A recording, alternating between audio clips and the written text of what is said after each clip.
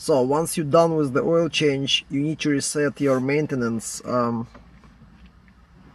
computer. So what you need to do, using the this button, you switch it to the trip A and you turn it off the engine.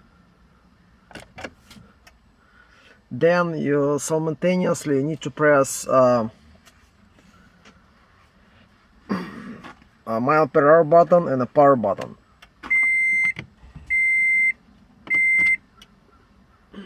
There you go, you can see it's resetting. There you go, all complete.